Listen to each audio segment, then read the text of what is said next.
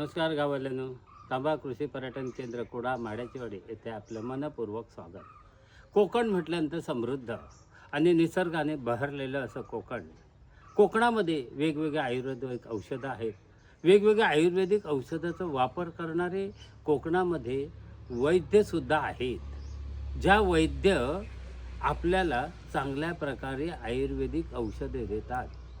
आता आयुर्वेद म्हटल्यानंतर धन्वंतरी ही आयुर्वेदाची देवता आहे. आपलं आरोग्य चांगलं असेल, आपलं आरोग्य जर सुखी असेल तर पैसा कामाचा आहे. नाहीतर जर आरोग्यच आपलं सुखी नाही आहे, आपण आपल्या आरोग्यासाठी वेगवेगळ्या आयुर्वेदिक औषधाचा वापर करत असतो. मग ह्याचं जतन व्हावं आणि ही जतन करून आपल्या भावी पिढीला त्याचा उपयोग व्हावा आणि त्याची ओळख व्हावी म्हणून आम्ही ह्या ठिकाणी वेगवेगळे आयुर्वेदिक औषधी झाडं लावलेले आहे. मग ह्या आयुर्वेदाची देवता कोण आहे तर धन्वंतरी. तर बघा, या ठिकाणी मी धन्वंतरी देवीची स्थापना केलेली आहे. या तुम्हाला मी हे दाखवतो.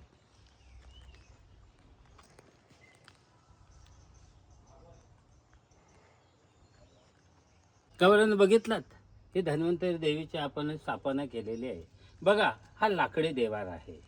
पूर्ण अगदी लाकडामध्ये कोरलेली कोकणातील कलाकुसरी, कोकणातील असे कारागीर आहे की ज्या हाताने अशा प्रकारच्या सुबक मूर्ती लाकडामध्ये बनवतात आणि ही कला त्यांची ह्या ठिकाणी तुम्हाला अनुभवता येते. धन्वंतरी म्हटलं की आयुर्वेदाची देवता म्हणून धन्वंतरीकडे आपण जवळून पाहतो, बघतो आणि निसर्गाशी याचं नातं जोडलेलं आहे. मग ह्या धन्वंतरीचा या ठिकाणी आल्यानंतर जप करायचा असतो.